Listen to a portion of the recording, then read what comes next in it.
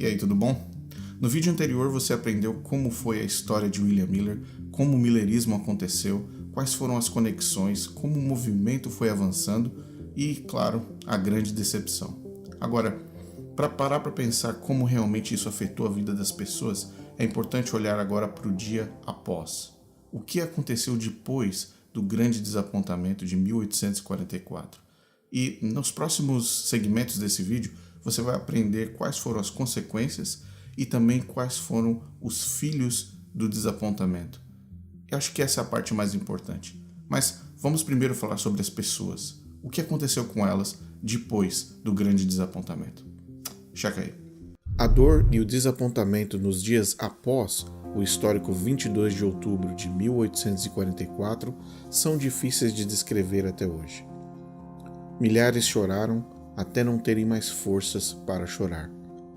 Centenas de pessoas ficaram tão envergonhadas com as piadas e as zombarias que literalmente fugiram e se esconderam em regiões afastadas, florestas e outras cidades por semanas e meses. Hoje pode até parecer fácil ridicularizar esses crentes que acreditaram em William Miller, mas olhando com um pouco mais de atenção aos efeitos devastadores dessa decepção, chega a assustar o que uma fé irracional em homens e interpretações causou na vida de cada um deles. Hiram Edson, um dos seguidores mais fiéis ao millerismo, descreveu como foram as 24 horas seguintes ao grande desapontamento. O dia então passou, nada aconteceu e nossa decepção se tornou uma certeza. Nossas mais caras esperanças e expectativas foram destruídas, e um espírito de choro tomou conta de nós como eu nunca havia experimentado antes.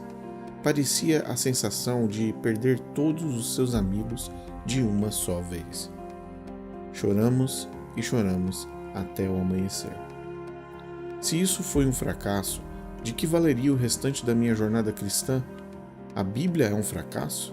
Não há Deus? Nem céu, nem cidade dourada, nem paraíso? Tudo isso não passa de uma fábula astuciosamente inventada? Não há realidade em nossa esperança e na expectativa dessas coisas? Todas as nossas esperanças se perderam e choramos até o amanhecer. Muito da esperança e da sensação de que Jesus viria em 22 de outubro de 1844 se dava também pelo fato de, durante os anos de campanha e evangelismo, milhares de pessoas haviam entregue suas vidas a Cristo, se convertido de seus erros, se entregado genuinamente a Deus e renovado suas vidas. Jovens e idosos de diversas religiões, igrejas e movimentos aceitaram a mensagem de William Miller e estavam vivendo em um único espírito de fé e reavivamento. Mas tudo aquilo era apenas uma miragem no deserto. Pois é, como você viu, muita dor e muito sofrimento, e tudo misturado, sentimentos misturados, decepção, tristeza. E infelizmente os dias seguintes ao grande desapontamento não foram fáceis para ninguém. Muitas das pessoas que de fato acreditavam que Jesus voltaria, e ainda acreditavam naquela época, eles tecnicamente sofreram em proporções que eles nunca imaginaram. Mas, para entender melhor como esses grupos foram divididos, você precisa entender como o núcleo do millerismo, ou seja, as pessoas que faziam parte do millerismo, foram divididas após o grande desapontamento. E eu montei essa divisão para você entender mais ou menos como cada grupo reagiu e quais foram as decisões que as pessoas tomaram após o grande desapontamento. Checa aí.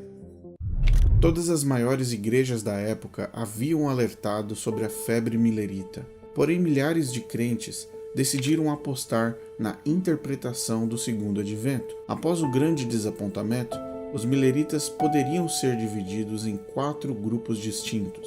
Estes grupos seguiram caminhos diferentes e tomaram decisões que impactaram o resto de suas vidas. Após 22 de outubro, este era o cenário do millerismo. No grupo 1, estavam os milleritas fiéis ao movimento. Estes continuaram se reunindo no tabernáculo millerita e ali participavam de cultos diários e vigílias. Crentes que possuíam opiniões e interpretações diferentes uns dos outros conviveram no mesmo espaço, o que causou problemas bastante sérios. Entre estudiosos e fanáticos, todos eles usaram o tabernáculo como ponto de encontro e centro espiritual, e foi a partir desse grupo que novas datas passaram a ser definidas para a volta de Cristo e novas teorias bíblicas apresentadas publicamente. No grupo 2 estavam as pessoas que desistiram do milerismo completamente. Apesar do vexame e da imagem arranhada, essas pessoas assumiram que haviam acreditado numa fábula e tomaram a decisão de retornar para suas igrejas anteriores ao movimento e retomar sua vida religiosa como era antes de William Miller. Ou seja, eles retornaram para as igrejas batistas, metodistas, presbiterianas, ortodoxas, entre outras. No grupo 3 estavam as pessoas que fugiram envergonhadas pelo desapontamento e sem condições emocionais de continuar na mesma cidade ou região. Muitas delas migraram para estados e locais onde não eram conhecidos e começaram suas vidas sem se apresentarem como milleritas. Muitos deles, infelizmente, nunca mais conseguiram se recuperar do trauma e da decepção e se internaram em hospícios da região. Amigos e familiares dessas pessoas disseram que mesmo anos após o desapontamento, muitas delas ainda mantinham a esperança. No grupo 4, infelizmente, estão inseridas as pessoas que se suicidaram preferindo não conviver com a dor, a decepção, o trauma e o desapontamento que o dia 22 de outubro trouxe. Essas pessoas preferiram morrer a ter que lidar com a realidade desoladora. Nesse grupo, também incluímos aqueles que haviam vendido todos os seus bens, incluindo roupas, animais, maquinários, ou simplesmente pessoas que abandonaram seus trabalhos e agora estavam vivendo em completa miséria. Para estes, as autoridades locais, como prefeituras e líderes sociais, ofereceram abrigo e alimento. Existem registros em Boston e em Nova York de que o governo desenvolveu um programa para ajudar todos os que haviam perdido tudo. O millerismo não causou um trauma apenas no âmbito religioso, ele também causou danos sociais irreparáveis, a ponto dos governos locais precisarem se unir para ajudar pessoas em situações de miséria. Vidas perdidas, mentes quebradas e as pessoas fugindo de suas realidades. Os danos causados por William Miller estavam apenas começando. Bem, como você pôde ver, muito sofrimento, muita dor. Os 4 grupos que eu acabei de citar agora eram diretamente conectados ao millerismo e sofreram muito. Infelizmente, consequências desse tamanho, dessa magnitude, são muito comuns quando se trata de certas crenças ou profecias que geralmente não estão muito conectadas com a realidade. E essas pessoas sofreram muito. Mas William Miller, como líder do movimento, permaneceu calado. E não por um dia ou dois, por vários dias. Até que ele decidiu falar, ele decidiu colocar uma nota para todos os crentes do millerismo que a essa altura do campeonato já começavam a se denominar adventistas. Então, você precisa entender que o processo de desconexão entre William Miller e os próximos movimentos começa a acontecer logo na sequência do desapontamento. Mas nós vamos falar sobre isso um pouco mais para frente. Agora, checa o que William Miller disse nos dias seguintes ao desapontamento e como ele se comunicou com todos os crentes do seu movimento. O mais interessante é que William Miller permanecia em silêncio. Isso deixou muitas pessoas preocupadas com o que aconteceria com o movimento millerita. Nenhuma notícia do líder tinha sido publicada até o dia 10 de novembro de 1844. William Miller escreveu: "Tenho esperado e procurado a bendita esperança na expectativa de realizar as coisas gloriosas que Deus falou sobre Sião. Sim, e embora tenha sido desapontado 2 vezes, ainda não estou abatido ou desanimado. Deus esteve comigo em espírito e me confortou, e agora tenho muito mais evidências de que acredito na palavra de Deus. Minha mente está perfeitamente calma e minha esperança na vinda de Cristo é mais forte do que nunca. Nosso dever agora é consolar uns aos outros com as palavras da vinda de Cristo. fortalecer os que estão fracos entre nós, estabelecer os vacilantes e erguer os abatidos, falando frequentemente uns com os outros e não deixando a assembleia. Que nossa conversa seja sobre o céu, de onde esperamos o Salvador, pois chegou a hora de vivermos pela fé, uma fé provada com ouro 7 vezes purificado. Joshua Himes, ele apelou para os milleritas para que ajudassem aqueles que precipitadamente deixaram seus empregos e atividades seculares ou venderam seus bens e estavam sofrendo na miséria completa. Ele escreveu isso no jornal Midnight Cry, ou Clamor da Meia-Noite, no dia 31 de outubro de 1844, antes de William Miller se pronunciar sobre o grande desapontamento. Essas foram as primeiras tentativas que os líderes do millerismo demonstraram com o objetivo de reunir as pessoas. O que William Miller não sabia era que o millerismo já estava morto e não havia mais nada a ser feito. A falta de liderança de Guilherme Miller após sua previsão fracassada da segunda vinda de Cristo desempenhou um papel significativo na criação de novos movimentos religiosos. Muitos seguidores do millerismo começaram a questionar a liderança e os ensinamentos de Miller. Vários grupos dentro do movimento formaram seus próprios movimentos. 6 novos movimentos iriam transformar o cenário religioso nos Estados Unidos e no mundo. Adventistas do Primeiro Dia, liderados por Jonathan Cummings. Cristãos Adventistas, liderados por Joshua Himes. Vida e União do Advento, liderados por John Walsh e George Storrs.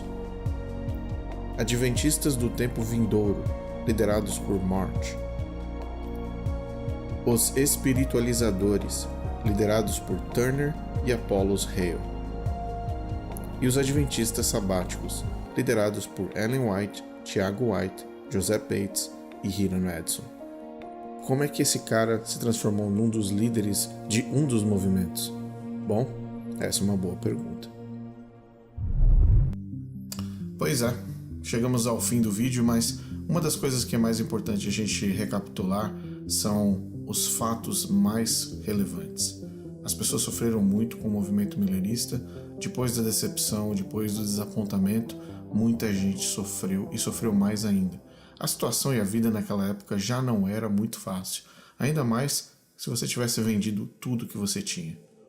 Não foi fácil passar por esse momento, não foi fácil para você retornar para suas igrejas, não foi fácil mudar de cidade e muito menos se auto-instalar dentro de hospícios locais. Muita tristeza e muita dor espalhados por todos os lugares, afinal eram centenas de milhares de crentes que acreditavam no millerismo e acreditavam nas ideias, nas interpretações de William Miller. Bom, o que acontece agora depois? Como William Miller deixa de ser uma pessoa central no movimento, principalmente por causa da ausência dele, o próprio movimento começa a desenvolver novos movimentos internos, e isso causa um rebuliço completo. Muitas pessoas olharam para a situação e falaram, já que Jesus não veio, tem que haver uma resposta, tem que haver uma nova explicação. E eles foram tentar buscar uma explicação para aquilo. Muitas pessoas foram para a Bíblia, outras pessoas voltaram para os temas estudados pelo William Miller, e muitas pessoas passaram a acreditar no mover do Espírito Santo ou nas revelações do Espírito Santo através de visões, através de sonhos e através de interpretações distintas da Bíblia. Esses movimentos começaram a nascer dentro do próprio millerismo no mesmo ano de 1844, então não demorou muito. Aliás, eu acho que Miller errou na hora que ele não se comunicou rapidamente com as pessoas. Demorou muito, e quando ele foi se comunicar e tentou novamente reunir o movimento, já era tarde demais.